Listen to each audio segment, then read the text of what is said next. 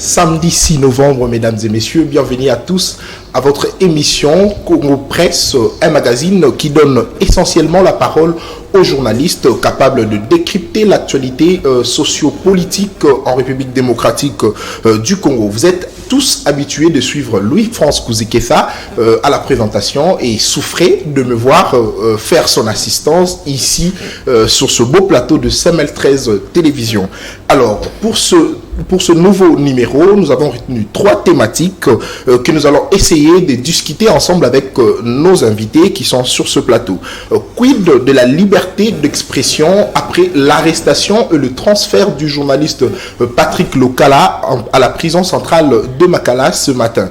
Et le président Félix Antoine Tshisekedi Tshilombo qui a été accueilli au courant de cette semaine en triomphe après sa tournée européenne et est rentré au pays avec 500 millions dans sa gibecière. Est-ce que cette somme est-elle importante pour la population au regard de la situation sociale du pays? Et enfin, nous allons essayer de réfléchir sur l'avenir de l'Union sacrée après les différents départs enregistrés. Alors, on en parle sur ce plateau avec Landry Kamango. Landry Kamango, bonjour. Bonjour chers confrères et bonjour à tous les téléspectateurs qui sont en train de nous suivre de partout. Merci beaucoup, c'est un plaisir de vous recevoir sur ce plateau. Le plaisir est partagé et je vous en remercie pour l'invitation. Très bien. À ma gauche, je Nonon Kourou, rédacteur en chef de CML13 Télévision. Nonon Kourou, bonjour. Bonjour Nata Kianza. C'est un plaisir de partager encore avec les amis et confrères de l'âme amateur d'où nous venons, de l'IFASIC. Landry Kamango, qui est mon collègue, nous avons été avec lui dans le même auditoire pratiquement, allais-je dire. Il est même assistant, ça il ne vous l'a pas dit, à l'IFASIC. Il me fait les clins d'œil, il faut le dire, ce n'est pas un secret de polichinelle. Moi également, même si je n'exerce pas lui non plus, je ne sais pas si lui va déjà commencer. Et j'ai dit également merci et je vous réserve la première de présenter mon confrère pour ne pas vous voler la vedette. Merci beaucoup. Jean-Cy Kabangou, journaliste indépendant. Bonjour à vous. Bonjour Nathan, c'est Jean-Cy Kimbango. Merci d'avoir massacré. Voilà, c'est vraiment un plaisir de partager ces plateaux avec mes confrères et aussi avec toi pour m'avoir considéré m'inviter sur ce plateau. Je pense que le débat sera vraiment élevé et scientifique. Merci beaucoup. Alors, qui prend déjà la main? Nonon Kourou, vous êtes rédacteur en chef de CML13 Télévision. Patrick Lokala, directeur des infos de votre chaîne, a été arrêté il y a une semaine passée. Il a fait au moins 9 à 10 jours au parquet près la cour d'appel de Kinshasa. Et aujourd'hui, il a été transféré à la prison centrale de Makala. Aujourd'hui, nous pouvons dire que la liberté d'expression n'est pas respectée dans notre pays. Merci Nata Kianza. Votre question elle est pertinente, mais je n'aimerais pas que vous me présentiez ici comme si je plaiderais la cause de Patrick Lokala simplement parce que c'est mon directeur des infos ou encore simplement parce qu'il est mon vice-président de l'INPC section Kinshasa. Non, il ne faut pas que je me présente sous cette casquette-là. Je préfère cette fois-là rester journaliste, rester neutre comme nous les avons appris ces ABC, ces BABA à l'école. Et je préfère le prendre comme ça, parce que vous avez très bien circonscrit les cadres, que c'est dans ce contexte du régime Félix Antoine Tshisekedi Tshilombo que nous devons encore parler de la liberté d'expression qui est garantie dans la Constitution à son article 23. Et où allons-nous? Parce que nous avons été les premiers à chanter sous Kabila que les journalistes étaient traqués, les journalistes étaient bastonnés, les journalistes étaient tout le temps derrière les barreaux. Mais aujourd'hui, je croyais qu'on devrait faire un bond vers l'avant, mais plutôt nous avons reculé de 45 pas. Voyez-vous, c'est que les choses ne vont pas très bien. Pour Patrick Lokala, il vient d'être transféré à Makala depuis ce matin. Je suis très désolé de pouvoir constater que les choses se passent de cette manière-là. Mais qu'est-ce que vous voulez? C'est ça les régimes de Kadiosha, c'est ça les régimes qui ne veulent pas entendre l'autre son de cloche. Et c'est comme ça que les mains noires, les officines politiques s'invitent toujours, même aux petits conflits qui pouvaient se régler entre confrères Et vous connaissez très bien que moi, parce que vous êtes journaliste de formation, nous les avons appris à l'école, que s'il y a un conflit qui oppose un journaliste à un autre confrère, nous connaissons des instances habilitées à pouvoir y trancher. Entre autres, il faut vous présenter devant les tribunaux de paix.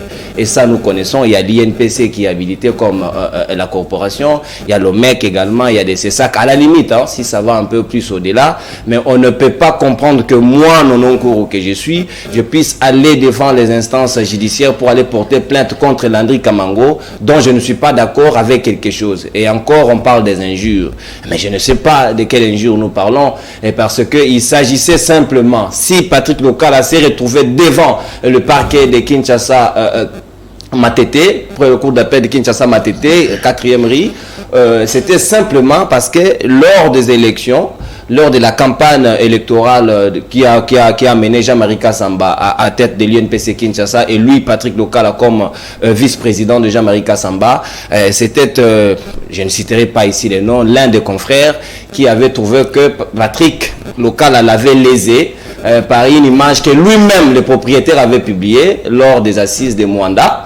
Il a publié une image où il s'est lavé en cinglet, c'était normal, je ne sais pas, lui-même avait jugé normal. On a pris la même image ici. Il faut rappeler que durant la campagne électorale, nous les avons vécu ici, même en 2018. On a chanté chat, chat, chat, chat, une mère qui était tombée. Simplement, on voulait citer le nom de Shaddai. On a dit, Mota fingi maman na yo, yo peut finga maman na ye. On a utilisé de tels genres d'arguments simplement parce que durant la campagne, on peut contredire son confrère ou on peut contredire son challenger tout en utilisant des arguments contraires pour les détruire, afin de rafler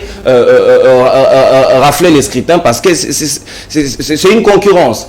Et je me vois mal pour quelque chose qui pouvait concerner cette fois-là la campagne électorale, qui était de bonne guerre, et pouvoir l'amener juste devant les cours et tribunaux. Et vous avez tenu bon, vous avez répondu présent et vous avez répondu favorablement aux appels des officines politiques qui tiennent mordicus de voir des journalistes derrière les barreaux. Et c'est comme ça que Patrick Lokala vient d'être transféré. Au moment où nous parlons, il est transféré à Makala, là où n'est pas sa place. Nononkuru, pourquoi toujours voir les officines politiques au moment où Patrick Lokala a été accusé pour injure publique et imputation dommageable? C'est simple à comprendre, mon confrère Nathan Kianza. Quand on parle des officines politiques, il y a réellement des officines politiques. Il y a des mains noires. Les politiques se sont invités. S'il n'y avait pas de mains politiques dans ce dossier, Patrick serait déjà dehors. Nous avons fait un sit-in. On est allé devant le cabinet du ministre Kibasa. Son directeur de cabinet est sorti. Il nous a garanti que dans 48 heures, on pouvait trouver la solution. Vous avez vu comment les politiques agissent. Dans 48 heures, au lieu de nous les sortir, on l'a amené à Makala. Pourtant, la chambre de conseil était déjà siégée. On a arrêté 15 jours pour la détention. Mais comment il part à Makala? Comment il part à Makala? Il a été arrêté pour le fait Bénin dont je viens de relever ici, dont la procédure même a été cavalière. Il n'a pas été invité, ni une seule fois, ni la deuxième fois. C'est la troisième fois qu'on essaye d'amener la convocation ou le mandat d'amener pour que vous soyez mappé. Mais Patrick Lokala, ce n'a pas été le cas. Mais voilà, Nathan Kianza, j'ai haut le cœur. Je ne suis pas du tout d'accord avec la manière dont les choses se passent et ce n'est pas trop bon. Merci beaucoup, Nononkuru. Alors, Jancy Kimbangu, est-ce qu'aujourd'hui, la presse est-elle honorée lorsque deux journalistes sont traitus de la sorte, et l'un en prison et l'autre à l'extérieur? Est-ce que la presse est-elle honorée? Je pense que non. Il faut quand même qu'on se le dise. C'est pas parce que nous sommes journalistes ou analystes politiques proches du pouvoir ou contre le pouvoir qu'il faut dire des choses pour faire plaisir aux autorités ou comment. Je suis dans la même optique que mon confrère quand il dit qu'il y a des pressions politiques derrière cette arrestation. Je n'étais même pas au courant que mon confrère a été transféré à Makala. C'est ce qui n'est pas encourageable. On ne peut pas encourager ce genre de choses. On parle de dépénalisation de délits de presse. Est-ce que ce qu'il a fait partie des délits de presse? Je me pose une question. Et même si ça faisait partie des délits de presse, il y a des instances comme mon confrère l'a cité. Pourquoi ne pas suivre le processus qu'il faut et directement transférer? C'est comme si c'était un politique, mais c'est un journaliste.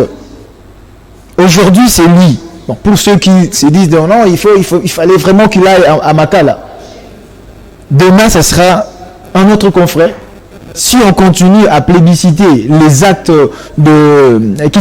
qui se passent dans le noir pour essayer d'éteindre, parce que je sais, l'objectif là est de faire en sorte que le journaliste Patrick soit à un moment de réserve. Quand il y a une chose, il n'est pas libre de dire ce qu'il veut, de dire ce qu'il pense. Nous ne sommes pas dans cette république-là. Moi, je pense que au nom de l'état des droits, que le président de la République ou le ministre de communication et médias, ils essaient un peu de laver cette image-là, parce que tout ça va tourner autour du chef de l'État, pendant qu'il n'est pour rien. Il n'est pour rien. Mais j'en sais Kimbango, est-ce que l'UNPC n'a pas joué son rôle étant corporation de journalistes? L'UNPC n'a pas joué son rôle pour atténuer la situation entre le confrère. Il faut maintenant poser la question, le confrère qui est allé accuser, est-ce qu'il a suivi le processus, le cursus qu'il faut? Bon, s'il avait suivi ces processus-là, je ne vois pas UNPC laisser ou lâcher son membre comme ça et être drainé directement à Makala. Non.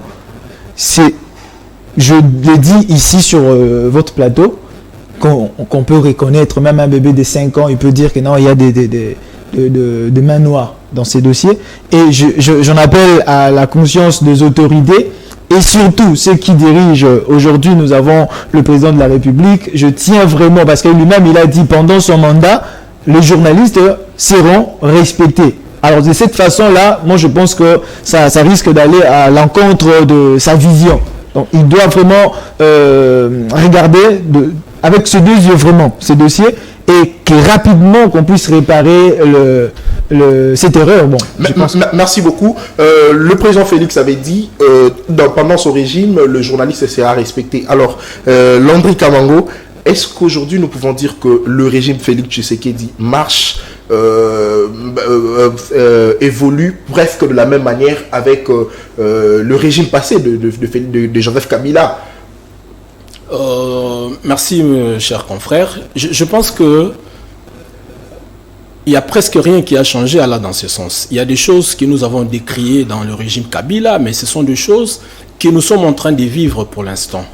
Et alors que même certaines autorités qui hier, ils étaient en train de dire, ils étaient pour la liberté de la presse. Mais à ce jour, nous vivons les contraires. Alors, aujourd'hui, notre confrère se retrouve en prison, en Makala. Moi, je me dis, c'est quelque chose qui devrait se régler entre confrères. Si le confrère, je cite son nom, Jeff Caleb, il s'est senti lésé par rapport à la publication de notre confrère, Patrick, il devrait tout simplement l'appeler à l'amiable. Cher confrère, je n'ai pas aimé ce que tu as fait. Je pense et je suppose que vu la maturité de notre confrère, le professionnalisme, je ne pense pas que Patrick allait laisser, ou peut-être il allait même arriver au point de s'excuser. Alors, nous-mêmes, presse, nous militons pour les délits de la presse et nous sommes encore le premier à aller accuser nos confrères devant les tribunaux, ce qui n'est pas normal. Bon, en même temps, je rejoins l'idée de mes deux confrères pour dire qu'il y a une main noire qui est derrière cette affaire. Parce que déjà même la procédure n'a pas été respectée. Il n'y a aucune invitation et d'un coup, il débarque, il ramasse notre confrère au coin de la rue, il terminait son boulot, il rentre à la maison, il voulait ramasser sans invitation, quoi que ce soit. Et en dehors d'être journaliste, il est autorité au niveau de l'UNPC Kinshasa, il est le vice-président. Alors, moi je ne vois pas pourquoi notre justice pouvait se comporter de cette façon-là. Alors, il est le vice-président de l'UNPC Kinshasa, mais nous n'avons pas senti aussi l'implication de Jean-Marie Kassamba comme étant président de cette corporation ville de Kinshasa. Mais en fait, à ce stade, c'est quoi? C'est la loi du plus fort qui est en train de régner.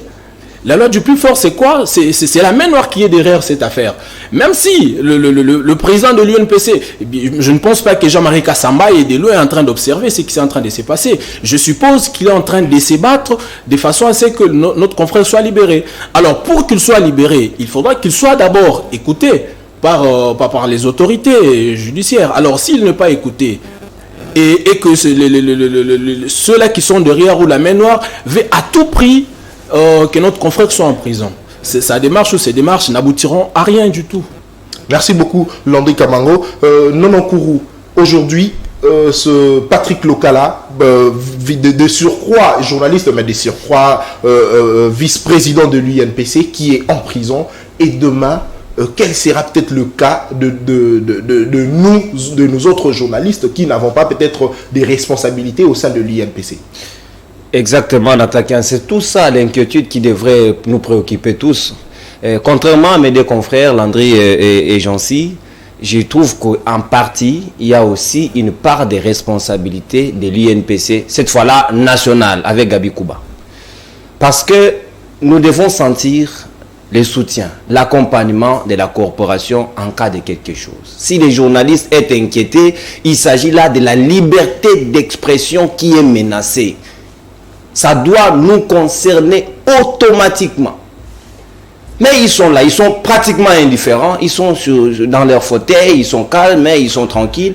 Il faudra là que les initiatives presque isolées des journalistes puissent aller vers eux pour leur dire que Patrick, est-ce qu'ils ne savent-ils pas que Patrick Lokala est arrêté? Et maintenant même nous leur informons qu'il est transféré à Makala. Est-ce que nous sommes contents aujourd'hui que l'un de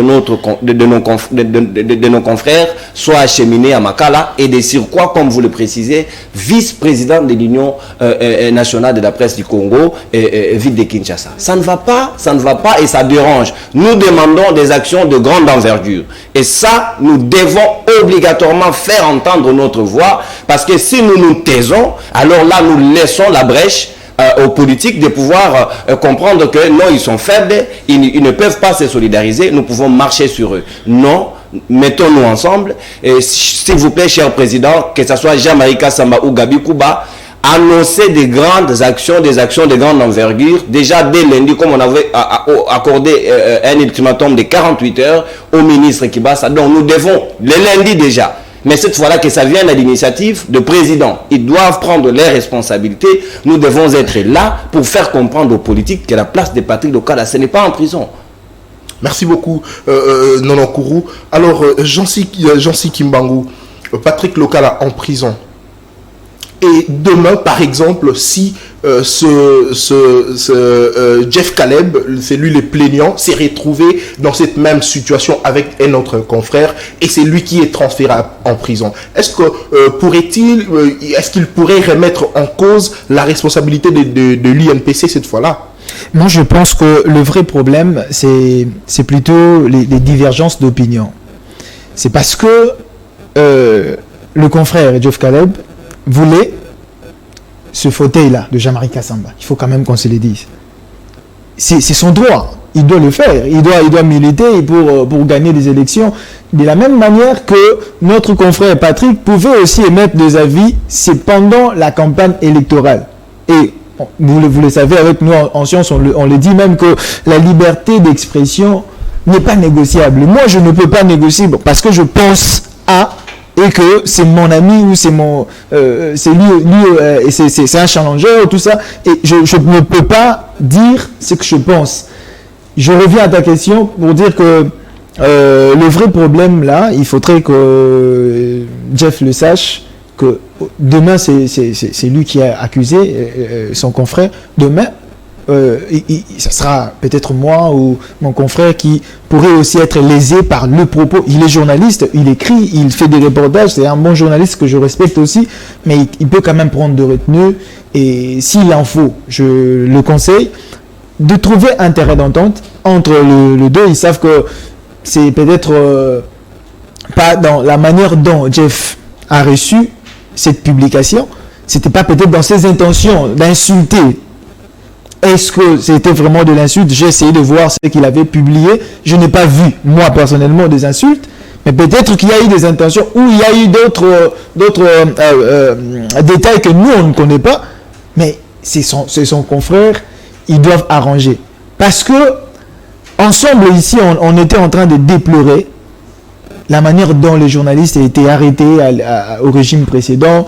Tout le monde n'était pas d'accord de la manière dont le journaliste a été traité. Alors, si nous voulons, aujourd'hui, nous qui sommes dans le rouage politique, où nous sommes dans le pouvoir, nous faisons la même chose.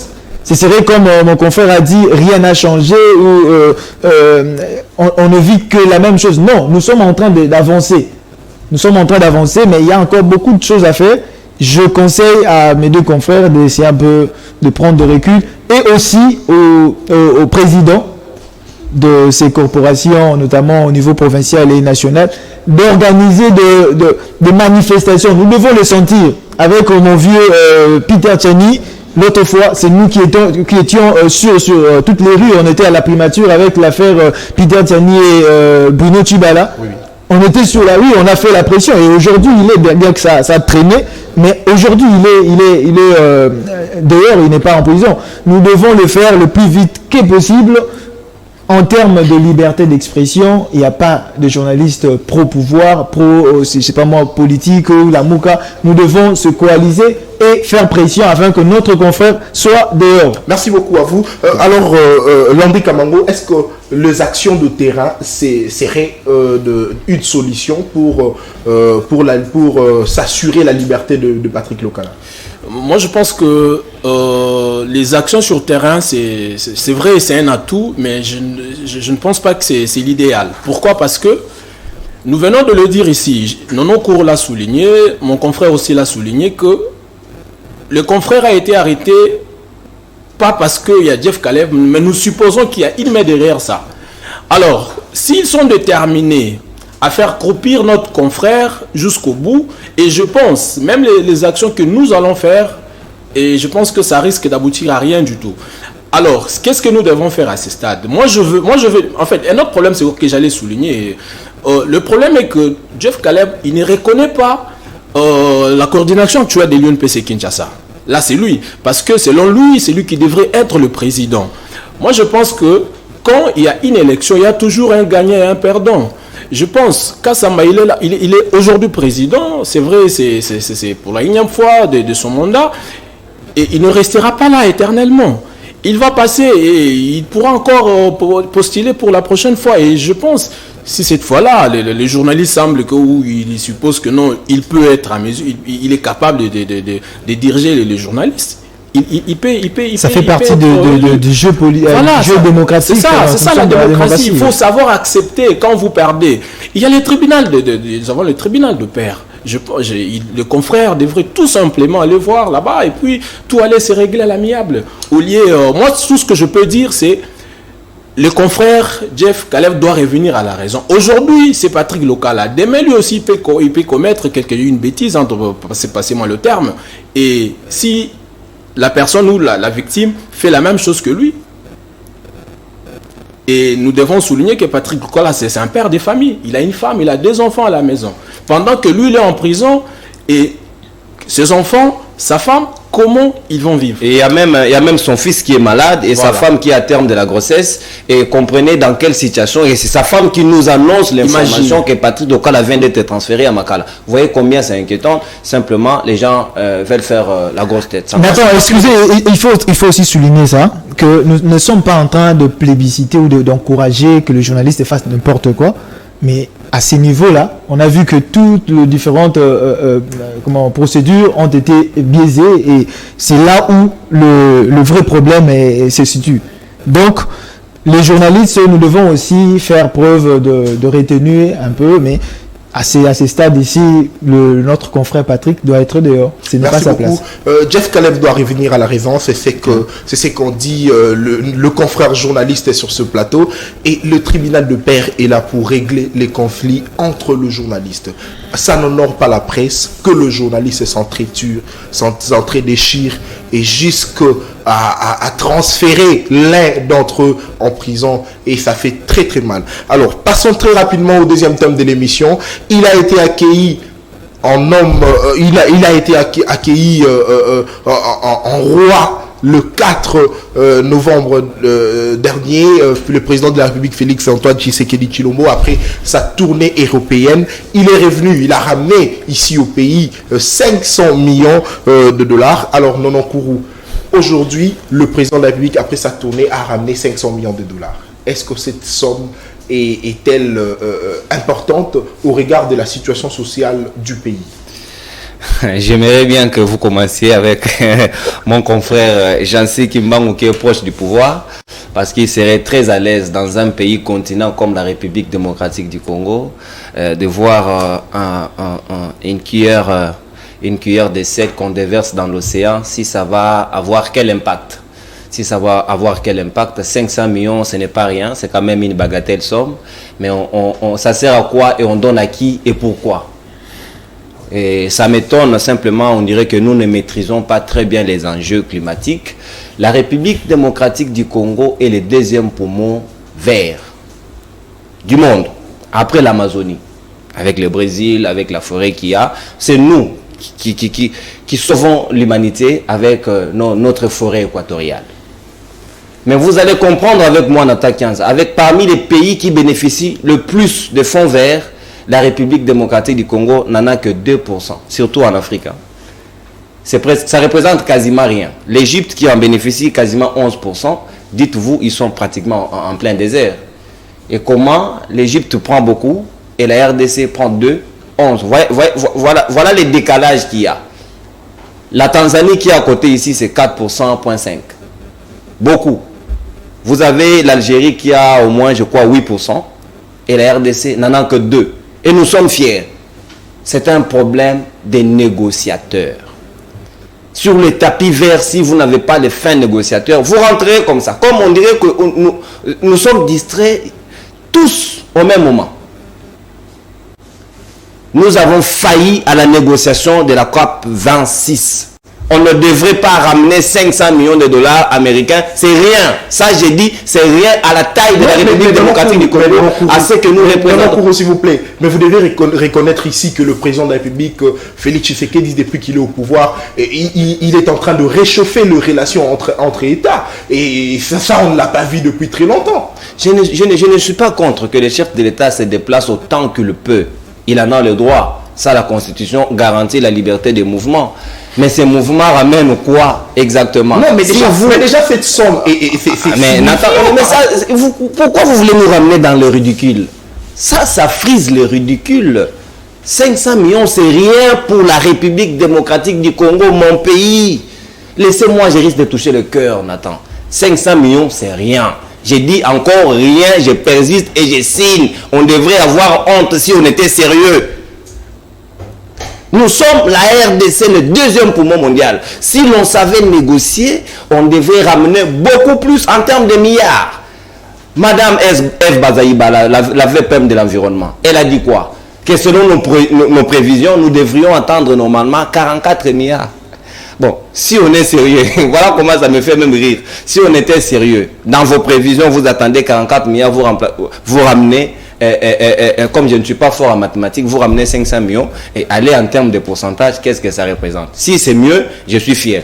Si ce n'est pas mieux, je crois, Jancy va y répondre. Il sera très à l'aise que nous avons gagné les jackpots, on a ramené ce qu'il fallait, les Congolais mangeront à leur faim cette fois-là. Et d'ailleurs, il sourit. Et oui, mangeront à leur faim. Il est très content parce que les 500 millions va venir bomber notre budget de 10 milliards dont on a mobilisé, où le ministre des Finances, l'Argentier, est maintenant très fier que nous avons mobilisé 4,6 milliards de ressources propres. Je suis sûr qu'avec les 500 millions, nous allons atteindre les 10 millions qui avaient été prévus. Et ainsi, nous fêterons bien au mois de décembre. La RDC devient poumon mondial, comme a dit Nonankourou. Oui. Jancy Kimbangu, est-ce que pour vous, le 500 millions de dollars qu'a ramené le président de la République est insignifiant? Merci d'abord pour cette question. En tout cas, j'attendais que tu m'accordes la parole. Je suis, pour une petite présentation, je suis aussi, je fais le 3e cycle dans les neurosciences. Oui. Alors, par là, je voulais dire ceci. Parce que je veux répondre vraiment scientifiquement. Le président de la République a ramené 500 millions. Est-ce que nous devons nous poser des questions sur ce que fera cette somme d'argent par rapport à une litanie de besoins que nous avons dans notre pays? Je ne pense pas que c'est là où il y a le problème. Il faut d'abord poser la question. Mon confrère, il a étudié comme moi, et on a fait presque la même filière. vous connaissez la théorie des négociations. Vous avez dit on n'avait pas de gens qui pouvaient négocier tout ça. Je respecte vraiment votre opinion. Dans la théorie des négociations, il fallait d'abord se battre pour avoir ce qu'on appelle la reconnaissance mutuelle. Vous n'allez pas me contredire. La RDC, depuis beaucoup de temps, avait perdu cette qualité de négociateurs dans ces grandes tables de grandes négociations continentales, même mondiales. Alors, le vrai problème, c'était au niveau de retrouver d'abord cette qualité-là. Moi, je suis fier du président de la République parce qu'avec lui, nous sommes quand même arrivés à retrouver cette qualité de négocier de grands projets comme ça. On a dit le prévision c'était avec 44 milliards. Oui. Mais d'abord, il faut savoir que le vrai problème n'était pas d'abord le fait de retrouver ou d'avoir cette somme-là de 44 milliards, parce qu'on pouvait aussi en avoir sans avoir ces statuts reconnus au niveau mondial, qu'on peut aussi parler. Nous sommes le deuxième poumon, mais depuis quand on était le deuxième poumon mondial? C'est pas avec le président Fathi, non. C'est depuis longtemps qu'on était le deuxième poumon. Est-ce que nous étions reconnus dans de grandes réunions, de grands sommets comme ça, comme des négociateurs qui pouvaient aussi dire un mot? Moi, pour moi, je pense que c'est déjà une victoire pour la République démocratique du Congo d'être reconnue sur la table de négociation. Mais revenons sur le montant que... Mais surtout, est-ce que nous pouvons aussi aujourd'hui nous dire que la RDC a de la chance, et le président Félix Tshisekedi a de la chance parce qu'aujourd'hui, c'est lui qui est président de l'Union africaine. Et voilà pourquoi nous avons pu être reconnus parmi... Ça fait partie des signes précurseurs pour dire que c'est un président qui était vraiment attendu, même sur le plan spirituel. Et même Dieu le savait, qu'on devait avoir ces présidents-là. Parmi les signes qui sont visiblement palpables, le président de la République est venu au bon moment et on sent que la main de Dieu est avec lui. Nous devons quand même encourager. Il ne faut pas toujours voir le mauvais côté. 500 millions par rapport à tout ce que nous vivons en RDC, ça c'est... Mon confrère a dit c'est juste une cuillère dans un océan. C'est vraiment insulter les efforts du président de la République. C'est vraiment insulter les efforts du président de la République. C'est vrai, 500 millions ne représentent rien par rapport à ce que nous attendons de lui, à ce que nous attendions de ces sommets. Mais c'est quand même quelque chose. On peut commencer par là pour revoir prochainement. Et les négociations ne sont pas finies. On va continuer à négocier. Je ne suis pas technicien sur le plan économique et tout ça, mais je sais que les négociations continuent à être faites et par la grâce de Dieu, et je sais qu'avec la volonté politique du chef de l'État, nous arriverons à ce que mon confrère, mais je sais que malheureusement, même quand on arrivera là, il ne sera pas toujours content. Merci beaucoup. Alors, Landi Kamango, avant de répondre à la deuxième question que je vais vous poser, mais j'aimerais d'abord que vous puissiez me dire ici que aujourd'hui, le président de la République est le président le plus aimé dans ce pays, parce qu'on a senti cette mobilisation, on a senti comment la population se mobilisait pour l'accueillir. On peut dire qu'il est tellement aimé dans ce pays. En fait, moi, je n'aimais pas cette hypothèse-là, malheureusement. Dire que le président Tshisekedi est le plus aimé, c'est faux et archi faux. Pourquoi? Parce que moi, j'ai même dit à quelqu'un que malheureusement, l'Union sacrée a utilisé la vieille méthode. Et la vieille méthode, c'était quoi? Quand ils veulent faire des activités, ils déboursent de l'argent. Et selon mes informations à ma possession, l'Union sacrée a donné à chaque parti politique de l'Union sacrée présent à cette activité-là, l'Union sacrée aurait déboursé 40 000 $. Que l'INC a refusé. Nous avons le même câble. Moi également, j'ai le même montant. 40 000 $. L'INC a refusé. Non, je confirme simplement que l'information est vraie. D'accord. Bien que ce n'est pas vrai. 40 000 $. Oui. Imagine, bon, c'est avec ces 40 000 $ là qu'ils ont sensibilisé les jeunes. Malheureusement, ces jeunes-là, militants du parti politique, bon, ils n'ont pas de travail. Mais au lieu de rester à la maison, bon, il s'est dit, bon, au lieu de rester à la maison, à la fin de la journée, si j'ai parté là-bas, on m'a appelé. je peux gagner 10 000 francs, 5 000 francs et ça peut me faire quelque chose. Mais surtout, Landry Kamango, l'un des cadres de l'UDPS a dit que l'UDPS est un parti de masse. Et ils n'ont plus à démontrer en termes de mobilisation parce qu'ils l'ont fait il y a 2 années passées. Et comment vous pouvez dire aujourd'hui que l'Union sacrée a mobilisé une telle somme? Parce que nous reconnaissons ici que l'UDPS est forte en mobilisation. Dire que l'UDPS est forte, bon en fait c'est une partie de masse populaire et tout, mais pourquoi l'UDPS n'a pas obtenu la majorité aux dernières élections au Parlement? Pourquoi? Et bon, c'est par là, on peut toutefois dire que cette hypothèse-là n'est pas validée. Et si c'était un parti de masse, nous savons, oui, on ne peut pas l'ignorer. L'UDPS, de ce côté-là, oui, par moment, ça tient. Mais moi, je ne suis pas d'accord quand vous dites que le président Fachi, il est le plus populaire. Non, c'est faux et archi faux. Et surtout que les 500 millions qu'il est revenu avec pourraient en tout cas résoudre certains problèmes liés au social de la population. Est-ce que selon vous la RDC méritait cette somme? Bon, c'est vrai, au départ c'était 44 milliards qu'on attendait.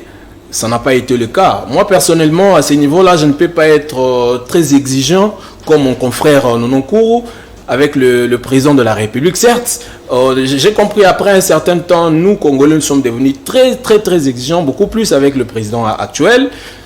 Bon, par moment, on doit aussi comprendre certaines choses. 44 milliards au départ, mais après, c'est 500 millions. Bon, mieux vaut avoir un que d'avoir 0.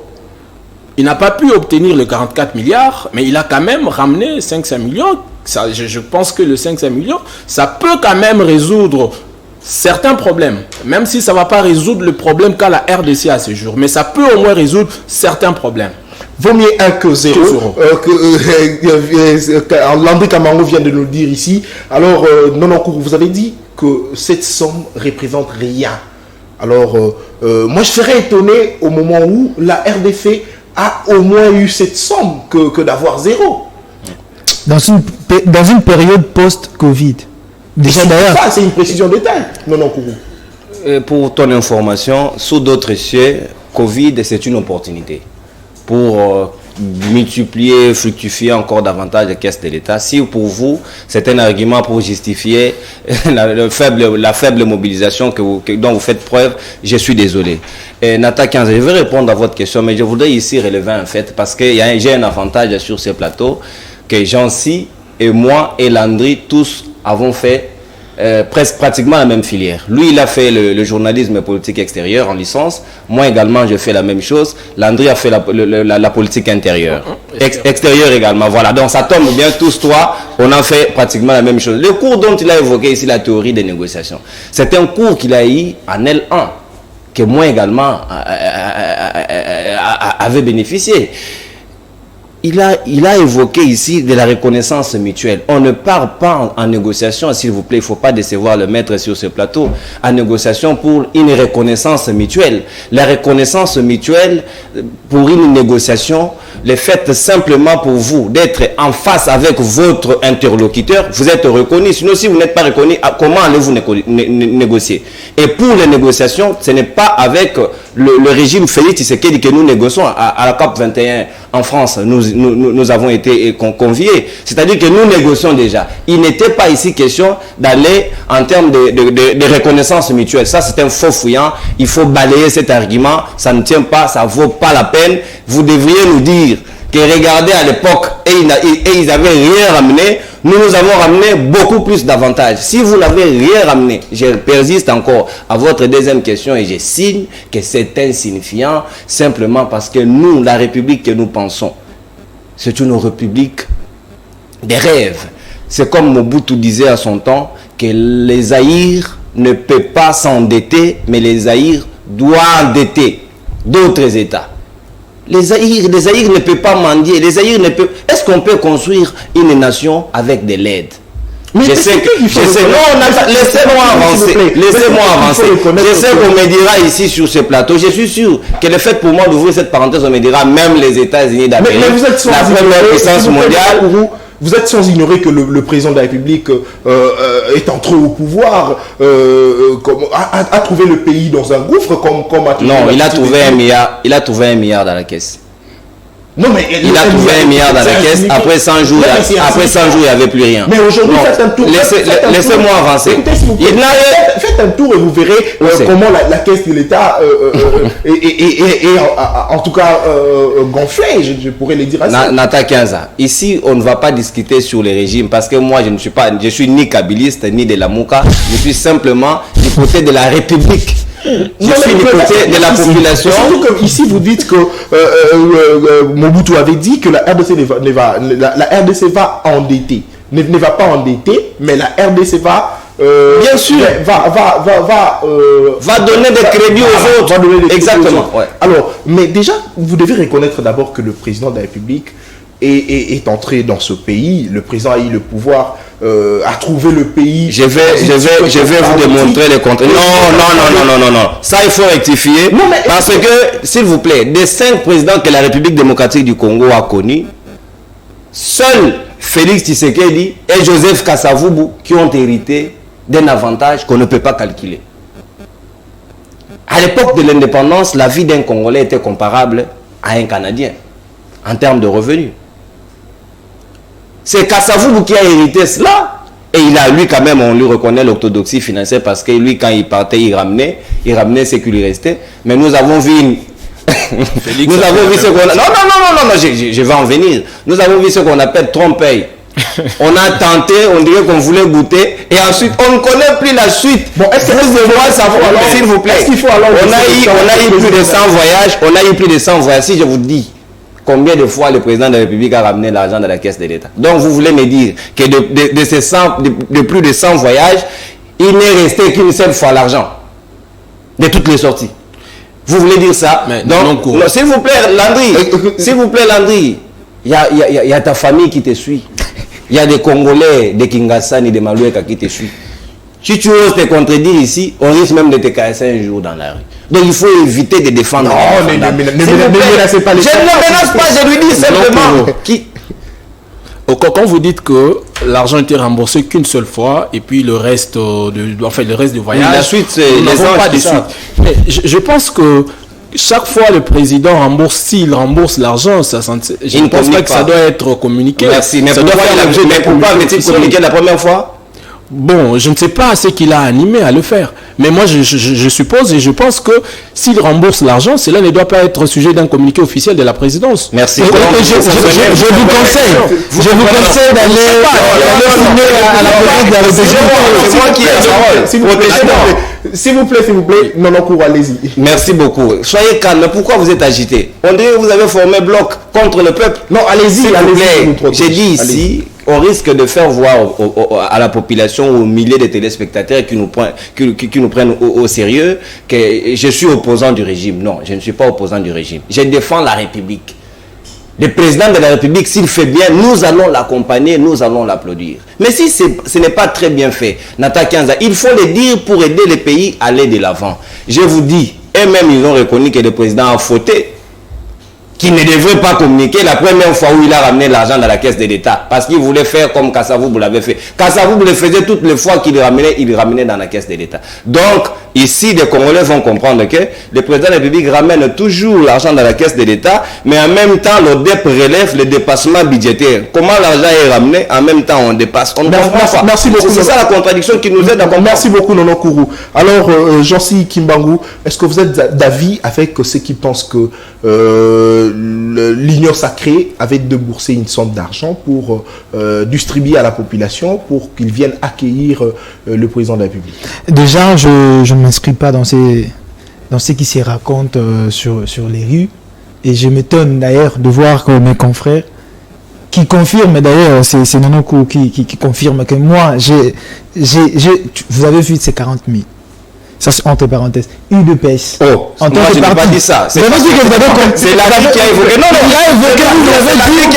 J'ai dit, l'UNC aurait refusé. Ah, ok. Et surtout qu'il a précisé qu'ils ont presque la même source. Oui, les mêmes câbles. J'ai simplement dit. Moi, maintenant, je dis que cette source-là, c'est la rue. Donc, un journaliste ne peut pas ramener ce qui se passe mais ça, dans la rue. Ça, c'est grave. Il fallait d'abord. Non, parce que peut pas laisser on peut dire que c'est la rue.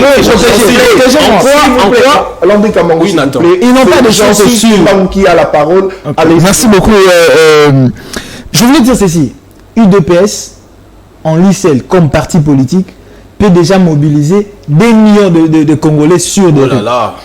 Nous l'avons vu ici avec... ce n'est pas à démontrer. On a vu avec l'affaire Rosa Malonda qui avait fait en sorte que... L'IDPS a combien de députés à Kinshasa? Non, s'il vous plaît, je suis en train de parler. On parle de mobiliser la foule. Oui, mais c'est ça. Protégez-moi, s'il vous plaît. Allez-y, Jean-Cy Kimba. UDPS, je ne suis pas de l'UDPS. Oui. Mais je peux quand même avouer que c'est le parti qui gagne tous les duels en termes de mobilisation. Oui. Nous l'avons vu à plusieurs reprises que ces partis, seuls UDPS, peuvent mobiliser beaucoup de gens. Alors, pour accueillir recevoir le président de la République, UDPS n'a pas besoin de débourser de l'argent. D'abord, en vertu de quoi? Donc, c'est vraiment un faux débat pour dire que si les autres échouent dans leur marche et que l'Union sacrée a réussi, il y a eu de l'argent. C'est vraiment un militant de l'IDPS qui... Non, je vais répondre rapidement à ce que Nonon Koura a dit, que quand j'ai parlé de reconnaissance mutuelle, nous ne sommes pas partis pour négocier afin que nous soyons reconnus. Non. Un négociateur, quand il est en train de négocier, nous avons déjà deux parties, non? Il y a la partie A et la partie B qui négocient. Mais si déjà on ne vous reconnaît pas, plusieurs fois la RDC a été cochonnée. Qui a dit qu'on n'était pas reconnu? Allez-y. C'est ça ma difficulté de comprendre. Parce que nous avons toujours été dans ces assises. Plusieurs fois, la RDC n'a pas participé à ces nous y avons été. Non, j'ai dit plusieurs fois la RDC. Ça s'est arrêté quand? Il faut aider les gens à comprendre. Non, Kourou, s'il vous plaît. Moi, je veux dire que le président de la République, a d'abord fait cet effort d'être reconnu au niveau de concert des nations. C'est déjà l'essentiel pour nous. Aujourd'hui, je vais donner un exemple avec le coach que j'ai toujours apprécié, Florent Ibenge, qui a fait de Léopard un pays habitué de la CAN. Mais auparavant, c'était compliqué. Mais quand Ibenge est venu, on pouvait quand même reconnaître ses mérites-là à Ibenge, d'avoir fait ses efforts de revenir. Je ne dis pas que la RDC n'a jamais joué la CAN, non. Par rapport à ça, je voulais me justifier pour aider un peu le téléspectateur de comprendre que le président de la République est venu pour d'abord faire ce travail-là. C'est pas d'abord pour avoir des milliards d'argent, c'est d'abord pour que la RDC soit reconnue d'une manière permanente dans les grandes négociations comme ça qui réunissent de grandes puissances du monde. Alors, c'était pour ça que je dis il fallait forcer, travailler cette qualité de la RDC dans la reconnaissance à ce niveau-là. Pour répondre à la question, je ne sais pas si c'est vraiment un porte-parole du FCC que j'ai sur ce plateau, qui entend de parler de Mobutu, tout ça. Mobutu est du FCC. Non, vous avez parlé de Mobutu, vous avez parlé de les deux présidents, voilà, je retiens, c'est ce que j'avais noté ici. Seuls les deux présidents qui ont hérité le pouvoir. Vous avez cité Kassavou qui a bénéficié de 1 milliard dans la caisse quand il est entré. Oui. Une chose qui n'a pas été le cas avec les autres. Mais quand vous parlez de Mobutu, vous avez vanté Mobutu ici, il a fait ceci, il a fait cela, vous soutenez la médiocrité, vous qui êtes du côté de la République. Vous savez ce que Mobutu a fait. Est-ce que le président de la République, à chaque fois qu'il se déplace, il doit revenir rendre compte à Nonon Kourou que j'ai ramené autant d'argent? Vous êtes journaliste, je pense que vous faites aussi des enquêtes. Allez à la présidence, allez demander est-ce que le président de la République, vous avez ce droit-là en tant que journaliste avec des techniques que nous avons pour aller soutirer ces informations. Mais si vous n'en avez pas, pourquoi venir sur ce plateau comme ça dire à la population que le président de la République a juste goûté et puis il a arrêté? Qui vous a dit ça? Et si le président a ramené de l'argent ou à retourner de l'argent à la caisse de la présidence, Il doit venir à chaque fois. On avait condamné ici, tous les journalistes, tous les communicateurs ont condamné du fait que la cellule de communication du chef de l'État qui avait publié le fait que le président de la République ait remis de l'argent, oui. C'était pas important que l'opinion sache que le président a ramené de l'argent qui était resté par rapport à son budget et tout ça, parce qu'il y aura un moment où le budget de son voyage aura besoin d'un surplus.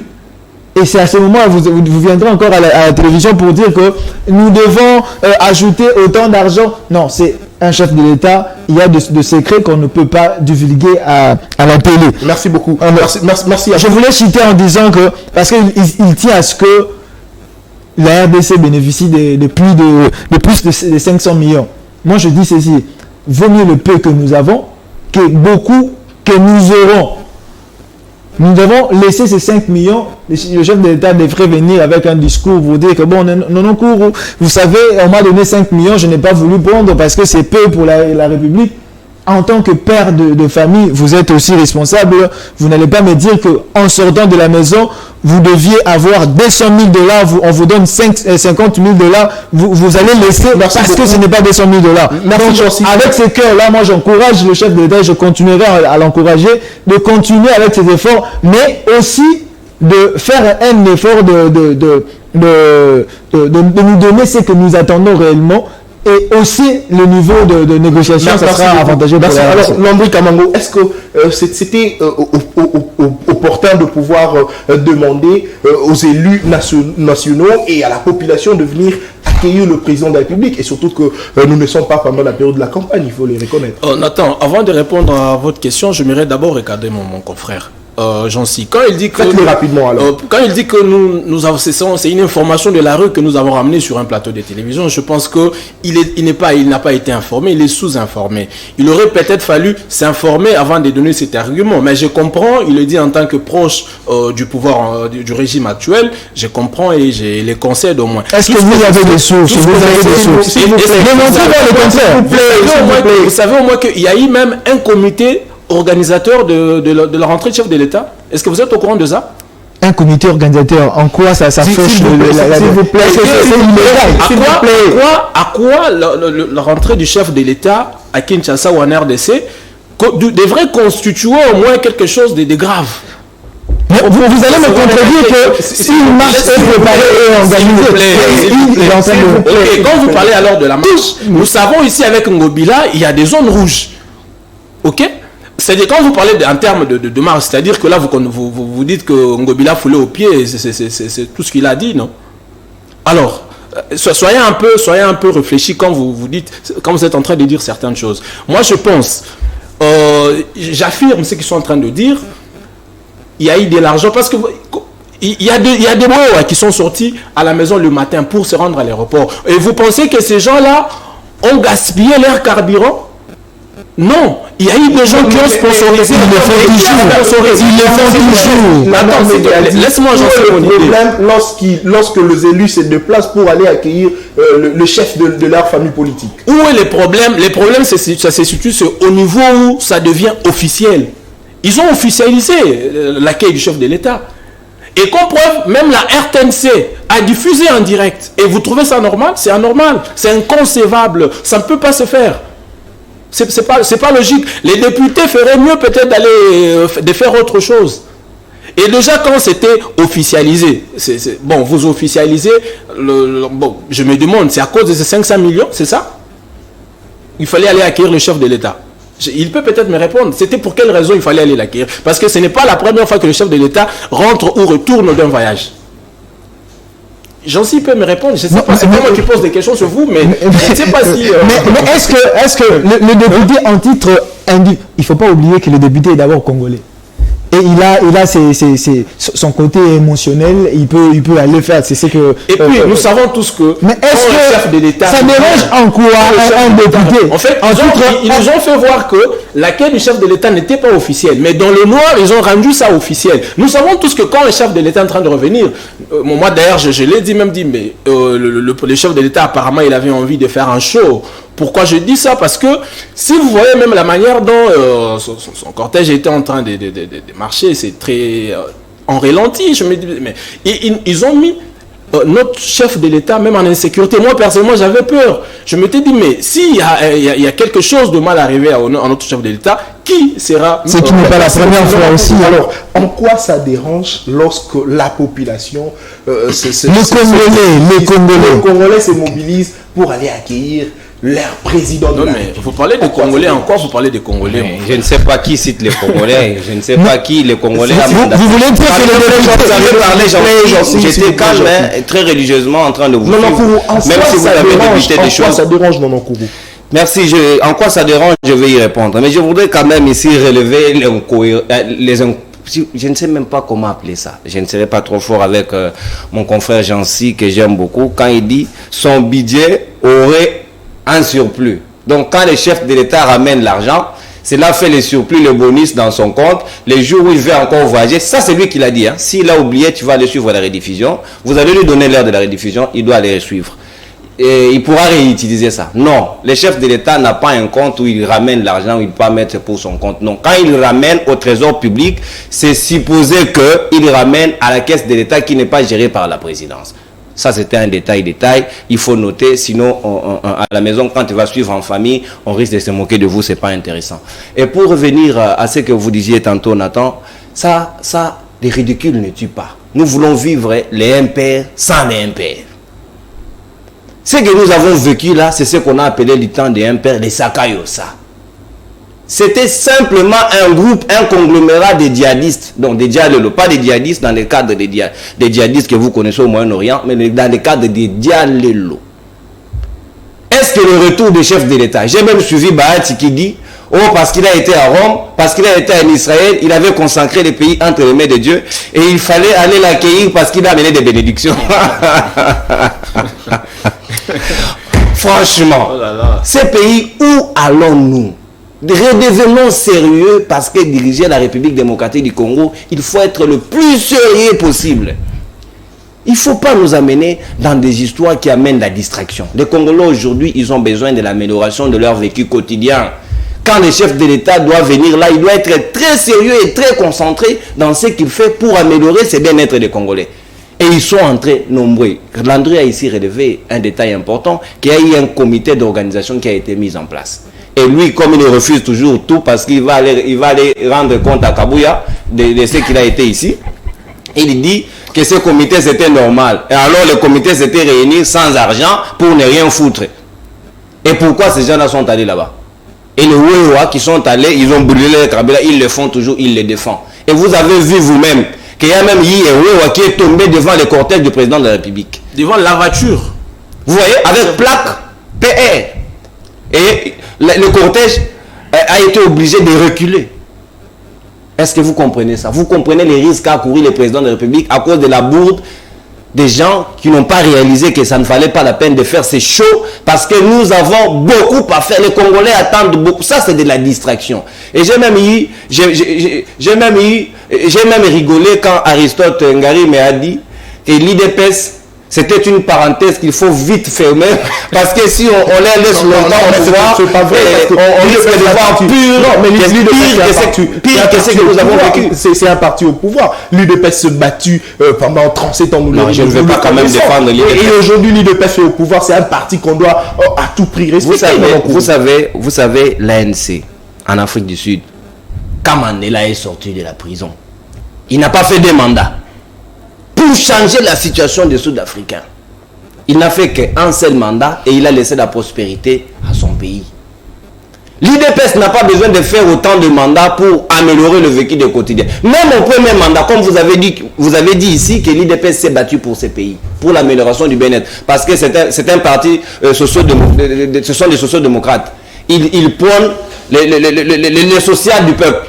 Comme c'est le peuple d'abord leur politique qui guide ces partis, ils devraient d'abord mettre en priorité. Ils ont ici chanté la baisse des prix des produits de première nécessité et des surgelés. Vous en connaissez le sort. Jusqu'aujourd'hui, le poulet, c'est le même prix et rien n'a changé. Les gens sont fiers d'ici chanter. Le chef de l'État est rentré en triomphe et nous devons être fiers, applaudir. Pour quel but? Troisième et dernier thème de l'émission, mesdames et messieurs.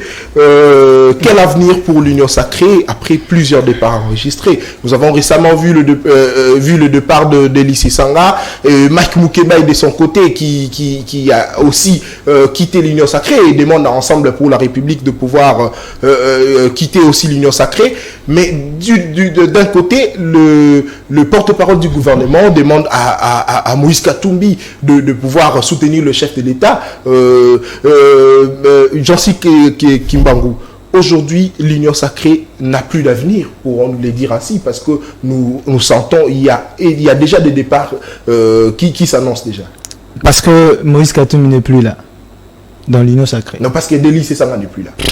Je le dis ici dans le couloir que c'est un non-événement, mais vous avez voulu que j'en parle sur ce plateau. Bon, vu le temps, je ne peux pas ramasser un peu ce que mon confrère Nono a dit, mais est-ce que l'Union Sacrée a été conçue pour réunir des individus afin de partager le gâteau? Il faut d'abord poser la question sur quoi l'Union Sacrée. Moi, ce que je sache, le président de la République, quand il parlait, il a pensé réunir le Congolais. C'est pas Ensemble pour le changement ou c'est pas MLC, tous ces partis politiques. C'était d'abord pour réunir les Congolais. Et l'objectif, l'Union Sacrée, c'est une vision. Nous devons ensemble conjuguer des efforts pour booster notre pays vers un changement. Alors, si aujourd'hui, il y a eu des départs, comme toujours, cela ne va pas déranger la vision du chef de l'État, étant donné que lui-même est le porteur de sa vision et encore là. Je serais choqué si aujourd'hui le président de la République s'est dit, bon, en tout cas, ce que j'ai dû organiser ou planifier comme Union Sacrée, en tout cas, je me suis fauché ici ou là-bas, bon, peut-être ça va me choquer. Mais lui, qui a clairement, et on sent par ses actions, la cohérence de sa vision, de ce départ qui a, vous allez vous souvenir de son discours de décembre, où il avait coupé court avec la coalition FCC Cash.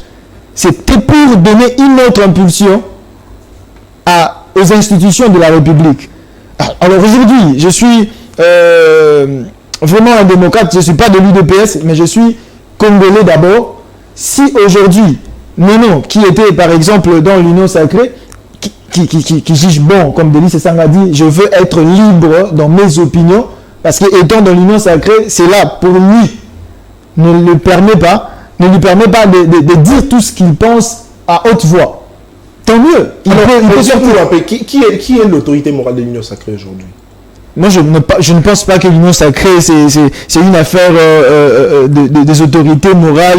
Ça, c'est vraiment un débat de bas étage. C'est une vision, je l'ai dit au départ ici, c'est une vision du chef de l'État, Félix Antoine Tshisekedi Tshilombo. Les à côté, là, moi, je ne suis pas là. Je suis dans la vision du chef de l'État. Pour changer le Congo, pour booster l'économie de la RDC avec le gouvernement qu'on a mis en place. Et je pense qu'avec cette vision, alors, le Congo sera le Congo que nous avons rêvé avec le temps. Avec le temps, il faut accorder le temps au chef de l'État. Alors, nous pouvons dire que ceux qui quittent l'Union Sacrée n'ont pas été satisfaits peut-être de leurs intérêts. Et voilà pourquoi ils ont pris la décision de quitter l'Union Sacrée. Moi, je pense que ceux qui sont en train de quitter l'Union Sacrée, ils sont tout simplement objectifs dans leur façon de voir les choses.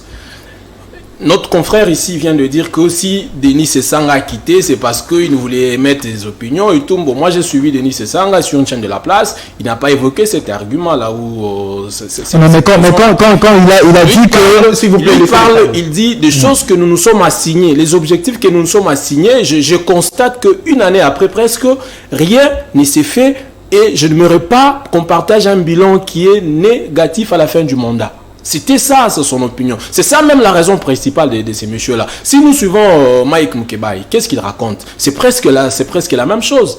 Et aujourd'hui, Katumbi est presque à la porte des sorties de l'Union Sacrée. C'est quoi les raisons? Bon, j'entends, il y a certains qui disent que c'est parce qu'ils étaient en train de réclamer la politisation de la CENI. Bon, moi je n'ai pas entendu cette raison-là, mais tout ce que moi j'ai entendu par rapport à ce qui concerne les animateurs de la CENI, c'était que en fait, les confessions religieuses devraient au moins trouver un consensus, et c'était ça au moins leur raison. Et jusqu'à ce jour, je me dis, l'Union sacrée est en train de se fissurer. L'Union sacrée est en train de se fissurer, Nono Kourou. Est-ce que nous pouvons dire aujourd'hui que le départ, plusieurs départs, parce que Delis et Sanga est parti, Mike Moukebaï, et nous attendons peut-être aussi, ça sera le tour d'Ensemble pour la République, nous pouvons nous dire aujourd'hui que le président de la République n'a pas bien joué son jeu pour maintenir cette vision au sein de l'Union sacrée, parce qu'il y a des départs qui s'annoncent déjà. Bon, il faut d'abord préciser ici que l'Union sacrée, dite sacrée, n'existe pas en réalité. C'est des gens, c'est un conglomérat, un groupe d'individus qui se sont réunis autour de rien, sans idéologie, sans texte, sans organisation, sans quoi. Ils ont une vision. Des pères, des familles qui sont autour d'une vision, ils se réunissent autour d'une. Quand vous leur posez la question, c'est quoi la vision? Oh, la vision du chef de l'État. On leur demande, mettons de l'ordre à l'Union sacrée, organisons l'Union sacrée, mettons des textes qui devra régir cette organisation. Ils disent que ce n'est pas une priorité. Vous voyez comment l'IDPS aime les désordres. Quand ensemble, tout est parti de là, quand ensemble a osé dire, hausser le ton, organisons l'Union sacrée pour savoir qui doit faire quoi et qui est qui. Kabouya a répondu, il est sorti de son silence pour faire les shows. Non, ce n'est pas une priorité. Accompagnons d'abord les chefs de l'État. Mais n'allons pas plus loin, pas plus tard qu'hier. Le porte-parole du gouvernement l'a dit. Il a dit simplement, les problèmes avec Katumbi aujourd'hui au sein de l'Union sacrée, c'est un problème d'ambition. Il dit à tout le monde, il faut taire vos ambitions au profit du chef de l'État. Nous sommes en politique, Nathan, c'est de bonnes guerres. Katumbi n'est pas un garçon de course de Félix Tshisekedi pour dire Alléluia, Amen. Non, ce n'est pas le cas. Nous sommes en politique. Il peut être libre de dire demain, je serai candidat aux élections. Ce n'est pas un péché, ce n'est pas non plus une infraction. Il faut cautionner. Quand vous voulez de la démocratie, acceptez aussi les règles démocratiques. Pour Delis et ça, là, je ne commenterai même pas. L'inconstance politique, ça paye cash. Denis Sessanga a été avec l'RCD Goma, avec Azaria Souberoua. Il a été un moment avec Jean-Pierre Bemba au MLC. Il a été un moment avec Lamouka du côté de Genève. Et lui-même a été du côté de Louisa dans son fief électoral. Il a bâti campagne au nom de Félix Tshisekedi alors que sa plateforme devrait battre campagne pour Martin Fayoulou. Il est revenu ici à Kinshasa. Pendant que son regroupement n'était pas d'accord, ils ont créé l'RG13. Ils sont allés commencer les négociations contre tout le monde. Ils ont roulé tout le monde. Ils voulaient avoir. Et tout est parti du côté de Mouyaya. Mouyaya a été désigné ministre. Et lui, il se retrouve pratiquement avec rien. Il a pris même ses émoluments. Il a disposé pour le compte de Covid pour gagner en termes de popularité. Ça n'a toujours rien apporté. Il va encore chercher l'opportunité pour bondir. Ça ne paye toujours pas. Et même s'il quittait où il restait, il n'y a rien là-bas. C'est un conglomérat d'individus qui se retrouvent autour de rien. Donc ça finira par capoter comme un château de cartes. Ça, c'est rien. Les jours où vous verrez ces gens-là, mais vous l'avez vu avec le FCC, il n'a pas suffi 2 jours. Quand Félix Tshisekedi a mis les paquets, vous avez vu comment ils ont sauté. La transhumance. Quelqu'un qui a été plus kabiliste hier, en 2 heures, il devient tshisekediste. Et nous l'avons vécu ici dans ce pays. Et ça, c'est ridicule et ça ne mérite pas trop d'attention. L'Union sacrée, c'est rien. Mais l'Union sacrée, nous leur demandons simplement d'accepter les règles démocratiques. Soyez des démocrates. Kamere, un moment, ça n'a pas marché avec Kabila. On l'a libéré, on ne l'a même pas arrêté, on ne l'a pas menacé. Il était un homme libre, il est resté, il a fait ce qu'il pouvait faire. Il a créé son parti politique. Laissez aussi les autres exprimer. Non, mais je ne suis pas kabiliste. Je t'ai dit que je suis du côté de la République. Quand on défend la République, on a tendance à voir qu'on défend quelqu'un, mais en réalité, c'est au public de comprendre de quel côté nous sommes et de quel côté nous voulons, rien que le bien-être de peuple congolais. Jean-Cy Kimbarou, où se trouve alors aujourd'hui la démocratie lorsque le porte-parole du gouvernement demande à ce que demande à Ensemble pour la République de pouvoir soutenir le président de la République? Où se trouve la démocratie? C'était le compromis, c'était... C'est faux, quel compromis? Attendez. Ici, le rue. Non, vous pouvez des sources de la rue. Vous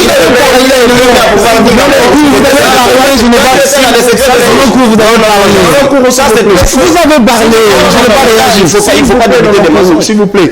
Allez-y, Jean. Au départ. L'union sacrée, c'est mais s'il n'y avait pas de compromis, s'il n'y avait pas de compromis, comment ensemble se retrouve dans l'union sacrée? C'est qu'il y avait une attente. Excusez-moi, je peux. Allez-y. Ensemble pour le changement, c'est comme ça que je dis, c'est un événement. Vous l'avez d'ailleurs souligné, j'ai apprécié votre intervention quand vous dites que Moïse Katumbi est libre. Il doit se prononcer, il doit avoir des ambitions. C'est tout à fait normal. Moi, je ne condamne pas ça. Je dis, pour union sacrée, c'est un non-événement. Les gens peuvent quitter le bateau aussi longtemps que le conducteur est là, avec sa sérénité et toutes ses baguettes en place. Il va avancer. Katumbi aujourd'hui, qu'il soit à l'union sacrée ou non, nous allons avancer avec la vision de Félix Antoine Tshisekedi. C'est lui le seul maître dans cette grande coalition de Union Sacrée. Mais dire que les porte-parole du gouvernement imposent ou demandent, non, c'est juste pour rappeler ensemble que nous avions eu une entente qu'il faut respecter. Bon, si vous n'êtes pas dedans, il faut faire une déclaration officielle et puis vous quittez. Ça sera juste de l'information que l'Union Sacrée, le bureau ou le président de la République va noter. Bon, je ne suis plus ensemble avec Moïse Katumbi, donc il est remplaçable. Il pourra, en 2023, comme il y aura des élections, il peut se représenter. Si le peuple congolais pense que il faut voter pour Katumbi, ils vont voter pour lui. Mais moi, je pense que le chef de l'État, Félix Antoine Tshisekedi, qui est sur... qui conduit bien déjà sa troupe, il n'a pas à craindre qu'il y ait Delis Esanga qui a quitté. Il faut reconnaître qu'Ensemble pour la République a beaucoup de députés au sein de l'Union sacrée. Ensemble, c'est d'ailleurs c'est ce que vous avez dit. Ensemble, c'est une réunion de beaucoup de députés et de plateformes à l'intérieur aussi. Il y a des alliés, je pense. Alors, si Moïse Katumbi n'est plus membre de l'Union Sacrée, il y aura des députés qui ne seront pas d'avis avec lui s'il le fait. Les débauchages. Appelez ça comme vous voulez. Appelez ça comme vous voulez. Mais on a parlé de la démocratie. Moi je dis, ça s'appelle la liberté d'expression, la liberté de penser. Si moi je suis dans la même famille que Moïse Katumbi et je pense que son départ causerait préjudice à ma vision ou à mes convictions, je peux rester à l'Union Sacrée. Merci beaucoup à vous. Aujourd'hui, est-ce que nous pouvons dire, Landry Kamango, que Moïse Katumbi ne respecte plus, les accords, parce que il était au départ avec Fayoulou et il a quitté pour aller soutenir Félix Tshisekedi à l'Union Sacrée et aujourd'hui il pourrait à tout moment se décider de quitter. Est-ce qu'on peut dire que Moïse Katumbi ne respecte pas aussi le problème ce problème là de pouvoir respecter les accords signés avec ses alliés? Nathan, je réponds à ta question, mais permets-moi au moins de rectifier. Rapidement. Non, il y a lui qui fait des fautes. Tu vois, des fois, nous avons tendance à les il y avait un arrangement ou encore un compromis pour dire qu'en 2023, tout le membre de l'Union Sacrée devrait soutenir la candidature de Félix Tshisekedi. En tout cas, c'est ma première fois d'entendre ça et d'écouter ça. Et j'ai même entendu le chef. Est-ce que moi j'ai parlé de la candidature de Félix Tshisekedi? La rediffusion. Je dis, il y avait la vision. Il ne faut pas qu'il dise des choses que je n'ai pas dit. Il ne faut pas qu'il dise des choses que je n'ai pas dit ici. Je dis l'Union Sacrée, c'est une vision du chef de l'État. C'était pour le changement. Je n'ai pas parlé. Non, jamais. Mais je l'ai dit ici. Sérieux, sont témoins et je suis en train de te prendre à mot de tout ce que tu es en train de dire. Tu as dit que Katumbi, en fait, l'Union Sacrée, Katumbi ne veut pas respecter les engagements. Il y a eu un compromis, il devrait soutenir la candidature de Félix Tshisekedi. Et moi-même, j'ai entendu plusieurs fois le chef de l'État dire que l'Union Sacrée, ce n'est pas une plateforme électorale. C'est-à-dire, tu es dans l'Union Sacrée, tu es libre. Et aussi, il n'a jamais... J'ai suivi plusieurs fois aussi le porte-parole de Moïse Katumbi. Il dit que aucune fois, ils ont parlé pour dire des élections de 2023 pour soutenir un candidat. Alors, Katumbi aujourd'hui, dire qu'il ne respecte pas les accords. Bon, moi je me rappelle, une fois, je ne suis pas le porte-parole de Katumbi, ni moi encore de ensemble, mais je me rappelle, avant son adhésion dans l'Union sacrée, il disait, je pars d'abord écouter le chef de l'État. Si je trouve que dans ce qu'il va me dire, il y a l'avantage de la population ou du peuple, je pense, je veux m'adhérer ou je veux me mettre ensemble avec lui. C'était ça son... Mais qu'est-ce que tu appelles accord? Quand il arrive, il constate que selon ce qui se sont dit, et il n'y a rien ou de ce qui est en train d'être respecté. Parce que quand Katumbi est venu avec son ensemble, ils avaient un cahier de charges. Et aujourd'hui, qu'est-ce qui se raconte? Ce cahier de charges n'est pas respecté. Et aujourd'hui, dans l'Union sacrée, il n'y a même pas un cadre de concertation. Et je crois que vous avez posé ici la question pour savoir, mais si aujourd'hui, il y a, en fait, qui est l'autorité morale? Ou bien si dans l'ensemble, il y a un problème, qui on va voir? Mais le chef de l'État, ce n'est pas l'ami de n'importe qui et qu'on doit aller voir n'importe quand. On verra Jean-Marc Aboun. Mais non, Jean-Marc Aboun n'est pas l'autorité morale, et moi encore, il est chef de personne. D'ailleurs, j'ai suivi ça plusieurs fois, la mère vient de dire que dans l'Union sacrée, Jean-Marc Aboun n'est pas le chef de l'Union sacrée. Mais au moins, c'est lui qui a le monopole de réunir le député de l'Union sacrée. Bon, il est le monopole, je crois bien peut-être il est fait par excès des ailes, en tout cas. Non, Kourou, aujourd'hui, au regard de la volonté politique du président de la République, est-ce qu'il ne faudrait pas tous le soutenir pour qu'il puisse matérialiser sa vision, parce qu'il a la volonté politique, nous devons le reconnaître. Alors, est-ce qu'il ne faut pas le soutenir cette fois-ci pour qu'il puisse, au cours de son 10e mandat, qu'il puisse faire mieux? Non, mais Félix Tshisekedi n'a même pas la volonté politique. Ça, c'est vous qui le disiez, je ne sais même pas pourquoi nous devons le soutenir tous au même moment. La volonté, là, je ne vois pas. Ça, c'est ce qu'on appelle la distraction politique. Il faut appeler ça. Non, c'est pas vrai. Mais je vous dis... Vous sentez la haine? Moi, voilà les discours. Vous voyez les discours. Quand je dis la distraction, c'est-à-dire quoi? Je vais vous le démontrer. Moi, je suis un scientifique. Le président arrive, il dit qu'il va combattre la lutte contre la corruption. Cheval de bataille de son mandat. Premier axe. Est-ce qu'aujourd'hui, on peut faire l'évaluation? Parce que les hommes sérieux, les intellectuels commencent d'abord par faire l'évaluation. L'évaluation, on peut le faire à 3 temps. À mi-parcours, à court terme et à long terme. Est-ce qu'à ces jours, presque 3 ans durant du mandat du chef de l'État, on peut quand même évaluer la lutte contre la corruption? Où en sommes-nous?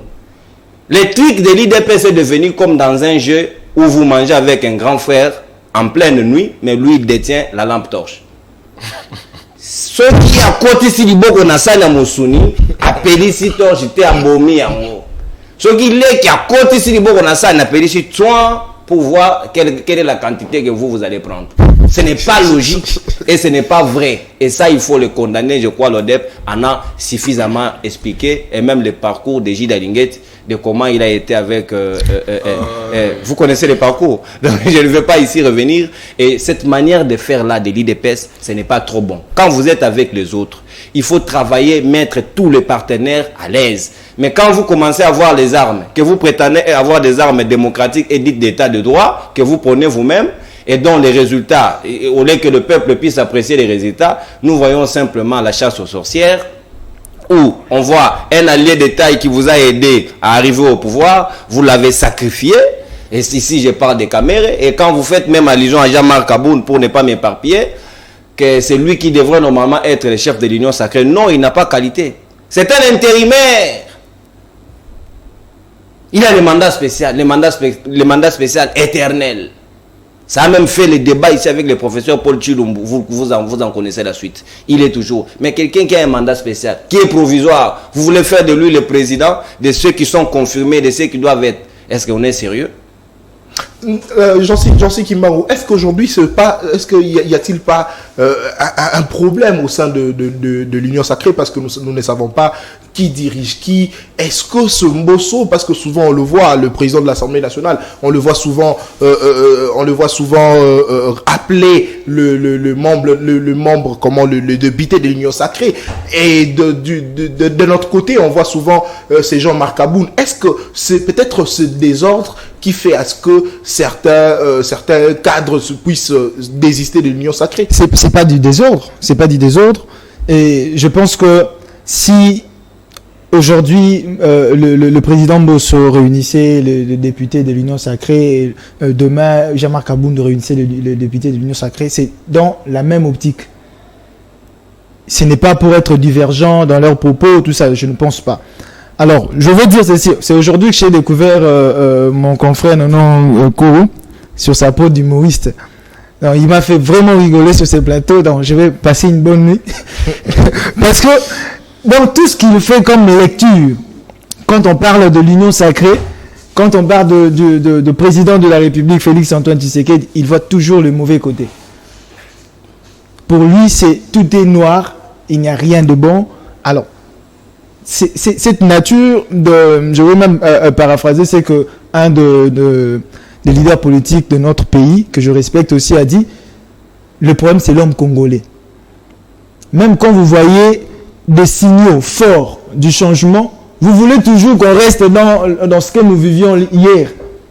Je veux exhorter, parce que c'est déjà la fin, je veux exhorter mes confrères que nous devons aussi, même quand nous avons des penchants en République, ça c'est juste une manière de voiler sa tendance, mais quand nous sommes venus parler de la vraie République, je ne sais pas, peut-être il peut s'avérer qu'il y a un nom d'une plateforme politique qui s'appelle République, et que l'opinion aujourd'hui voudra dire que bon, il parle de peuple congolais. République, là, il faut revoir.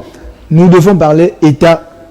Nous devons parler de la RDC. Et quand nous parlons de la RDC, voyons le côté positif et comment nous pouvons améliorer le côté négatif. Ce n'est pas par un bâton magique que le président de la République va tout changer, mais c'est un processus, c'est une vision processuelle, et je pense, avec la volonté politique du chef de l'État, Félix Antoine Tshisekedi, nous allons arriver à matérialiser. C'est vrai qu'il ne pourra pas tout finir, mais quand il va arriver au terme de sa mission, celui qui viendra après lui, il pourra continuer. Merci. Et je n'ai pas aussi dit que Moïse Katumbi devait soutenir la candidature du chef de l'État par rapport à ce que j'avais précisé ici en parlant de compromis. Le fait que Moïse Katumbi avait accepté d'être dans l'Union Sacrée, c'est qu'il était d'accord dans ce qu'ils se sont dit pendant les consultations. Donc s'il n'était pas d'accord, il devait être comme Martin Fayulu en dehors. Non, je n'ai pas dit ça. Je l'ai même souligné qu'il est libre de postuler en 2023 et c'est un non-événement pour l'Union Sacrée parce que nous allons continuer comme ça jusqu'à la fin. Merci à vous. Vous allez postuler. Il a reconnu qu'il est de l'Union Sacrée. Vous avez compris, maintenant il a dévoilé sa casquette. Mais c'est une affaire de Congolais. C'est une affaire de Congolais. Je suis Congolais. L'Union Sacrée de la nation, donc c'est pour les Congolais. Donc je suis de l'Union Sacrée. Kamango. Le départ d'ensemble, si cela arrivait, serait un non-événement selon ce qu'a dit Jean-Cy. Réellement un non-événement. Moi, je pense que ça sera un grand événement et ça va aussi beaucoup peser sur le chef de l'État. Pourquoi ? Parce que Moïse Katumbi, c'est un allié de taille du président Félix Antoine Tshisekedi. Et peut-être le parti présidentiel n'a pas encore compris cela jusqu'à maintenant. Et aujourd'hui, si on parlait, je le disais tout à l'heure ici, si on parlait du Grand Katanga, qui est le leader qui peut donner un mot d'ordre? Et nous l'avons d'ailleurs vécu en 2018, non? Ça s'est fait. Bon, il a juste parlé et puis la population a exécuté. Et aujourd'hui, si Moïse Katumbi décidait de quitter l'Union Sacrée avec son ensemble, et je pense ça sera une perte énorme pour le chef de l'État. Merci beaucoup. Si aujourd'hui Katumbi quittait l'Union Sacrée, cela serait une perte énorme pour le chef de l'État. C'est ce qu'a dit Landi Kamango sur le plateau de CML13 Télévision. Alors, c'était un plaisir pour madame, messieurs, pour moi de vous présenter ce magazine Congo Presse. Merci Nonon Kourou. Merci Nata Kianza. C'était également un plaisir, mais tu nous as raflé les beefsteaks alors qu'on en avait encore envie de... Merci Jean-Cy. Merci Nata. Ça a été un plaisir et je crois que c'est pas la dernière fois. Je suis très ravi et surtout de partager le plateau avec Merci cher confrère Nathan et merci à tous les téléspectateurs. Merci à vous tous, madame, messieurs. Ça a été un plaisir. C'est la fin de votre émission. Le rendez-vous est pris pour le samedi prochain avec le même plaisir. Au revoir.